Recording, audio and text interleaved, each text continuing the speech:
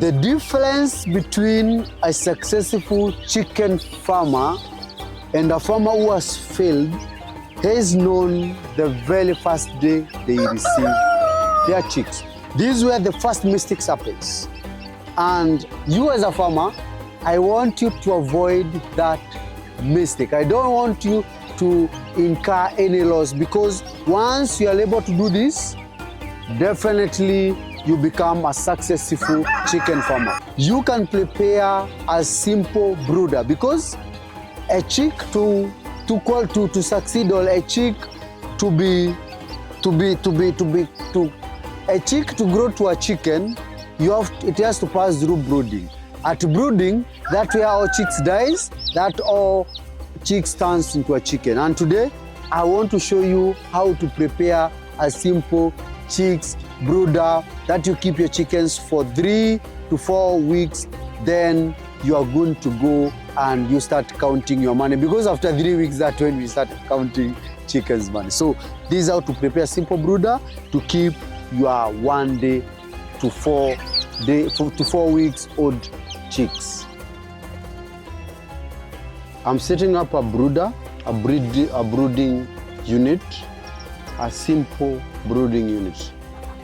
Like you all know, I'm your teacher and I want to share different training on different angles, on different locations, so that you can be able to understand if you can adopt that system on your area. If one is not applicable, the other is very applicable. So this is corner of my farm kitchen. This is my farm kitchen, by the way. So this corner is where I'm setting up a brooder. And this brooder, I want to use very simple materials, available materials at the farm. It's not complicated, it's something simple, something we can all learn from and be good farmers. So for the next few weeks, let's say around 3 weeks, I will be keeping my chicks here. So we start by clearing. The place we were keeping firewood here, so we first do the clearing and make sure that the place is good for the young chicken.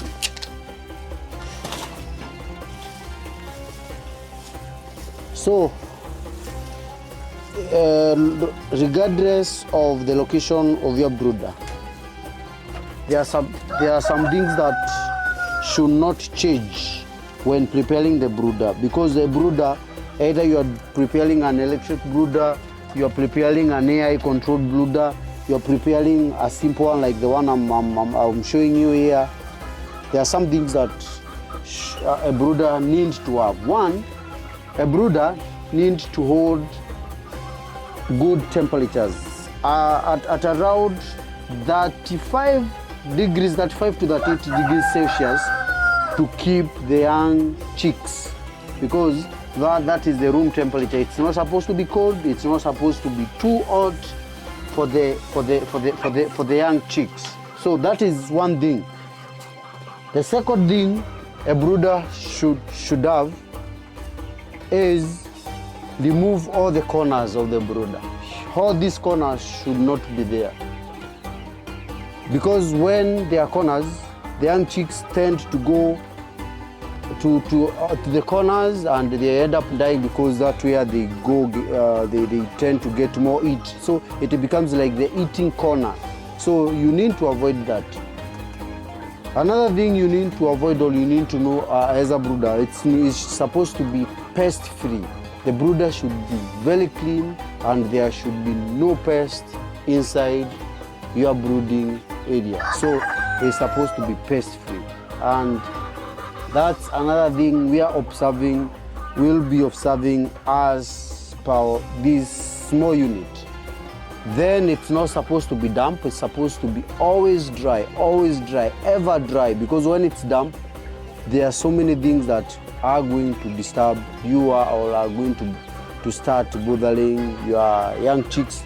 the diseases, also some pests that may come in the place. So those are some of the simple and compulsory things you need to look at: the eating, the cleanness, also the air circulation, the positioning where the corners are all sealed.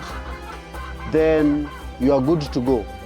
Those cuts across all corners. So this is our simple kitchen area, and we will prepare one now on this section. So we are not going to introduce any more materials other than whatever we have in this farm. So we will introduce many things, many of what we have at the farm, so that I can show you how to set up a simple, affordable brooding unit.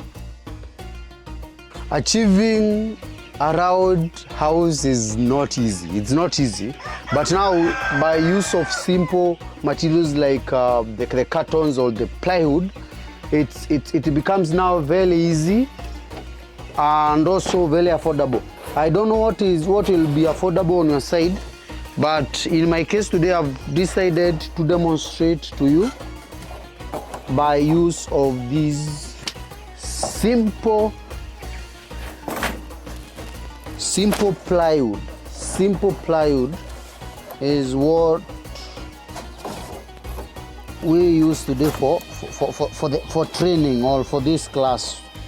We use this simple plywood, and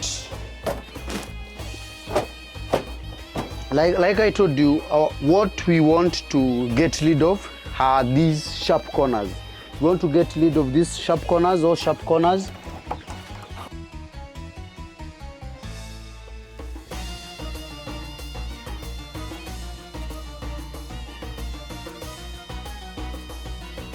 Even without any other additional thing, you can see we've already done our circular housing. Don't mind where their own sheet touches. This is not circular, so they are not going to run on that side. Even if they run here, at least it's something that they cannot all gather here. But for this corner here, I must put something that is going to stop them from coming and squeezing on this corner.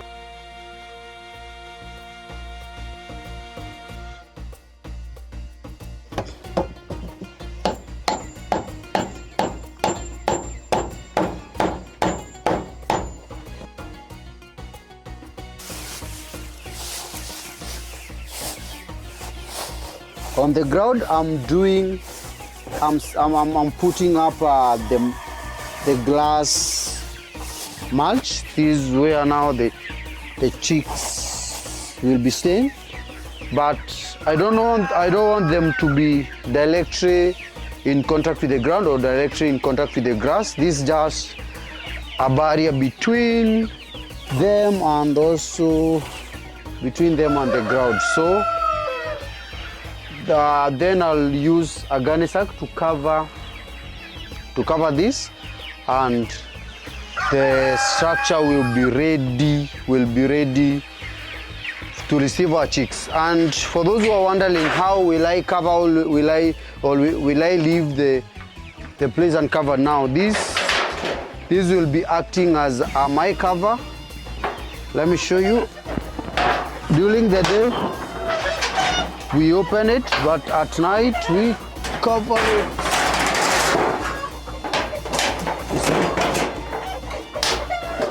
At night, that's how we'll be covering it.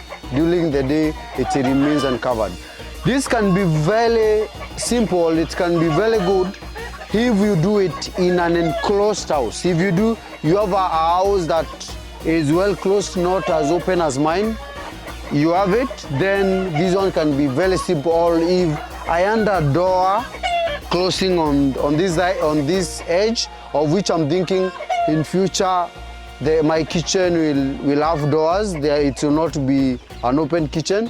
I have a door closed, so there is no need of placing such kind of a lid when we have such closing. So, but for now, because there is no door and we want to protect them. That's why we are using this as our door. Then the ground will be covered by this white carpet. We are going to put it on the base here.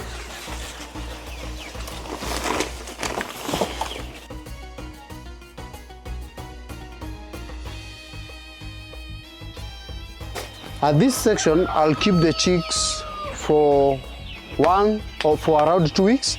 Then I put them into the houses because I've discovered when they have there and my brooders lacks the heaters. I don't have heaters to eat my chicks, only the light.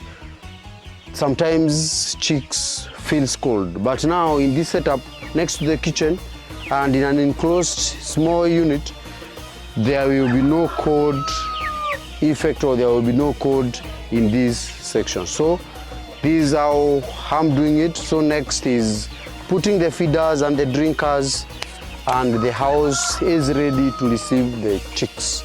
Simple as that. This is the simplest brooder you can make at your home, just inside your kitchen. Don't complicate things. I've been telling you, you don't need to do 1,000 chicks. You don't need to do 100 chicks. You can even start with 5 chicks, you can start with 10 chicks, you can start with as little as possible. The least number that you can afford, the least number that you can take care of, that is what you need to start with. So, in your kitchen, you can prepare this small brooder next to your jiko, and it will be good for you to warm. The purpose of the brooder is to warm the chicks until they grow feathers or until they are able to warm themselves.